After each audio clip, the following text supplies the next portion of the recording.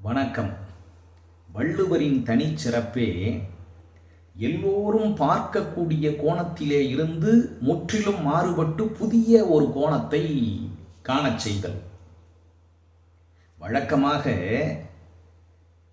நாம் அறிந்து வைத்திருக்கக்கூடிய பழமொழி அல்லது உவமை பசுத்தோல் போர்த்திய புலி. புலி என்பது ஒரு கொடிய மிருகம். அதைப்போல கொடியவர்கள் நல்லவர்களாக தங்களை இந்த உலகத்திற்கு அடையாளம் காட்டிக் கொள்வார்கள் என்பதற்காக அந்த உவமை பயன்படுகிறது. வள்ளுவர் என்ன செய்கிறார்? இதை அப்படியே மாற்றுகிறார், புரட்டி போடுகிறார். பசுத்தோல் போர்த்திய புலி என்று சொல்லாமல் புலித்தோல் போர்த்திய பசு என்கிறார். நமக்கு வியப்பாக இருக்கிறது.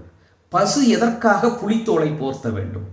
எல்லோரும் பாராட்டக்கூடிய ஒரு பசு, எல்லோரும் அன்பு செலுத்தக்கூடிய ஒரு பசு எதற்காக புலித்தோலை பொருத்த வேண்டும்? அங்கு அதற்குள்ளே ஒன்று இருக்கிறது, மறைந்திருக்கிறது. வலிமை குறைவாக இருக்கக்கூடிய பசு என்ன செய்கிறது? வலிமை மிகுந்த புலியினுடைய தோலை தன் மீது போர்த்திக் கொள்கிறது.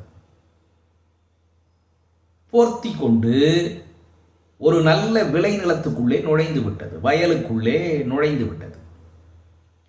இப்பொழுது பார்ப்பவர்கள் என்ன நினைப்பார்கள்?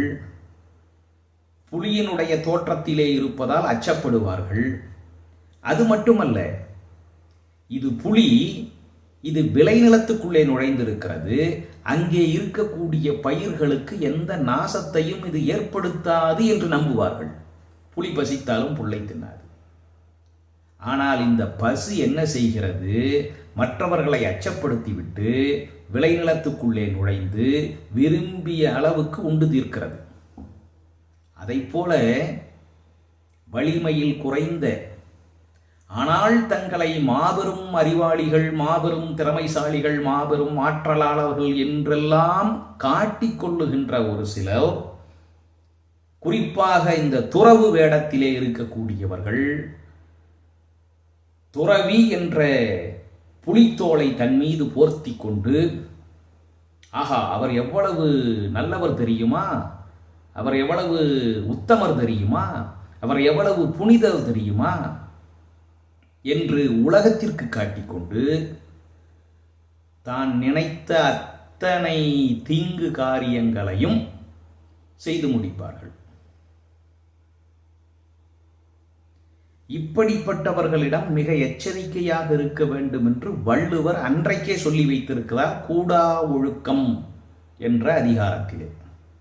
வழியில் நிலைமையான் வள்ளுருவம் பெற்றம் புலியின் தோள் போர்த்து மேய்ந்தற்று. புலியை காட்டிலும் ஆபத்தானவர்களும், நாம் மிகவும் எச்சரிக்கையோடு இருக்க வேண்டியவர்களும் யார் தெரியுமா? புலியின் தோலை போர்த்திய பசுக்களை போன்றவர்கள்தான். நன்றி, வணக்கம்.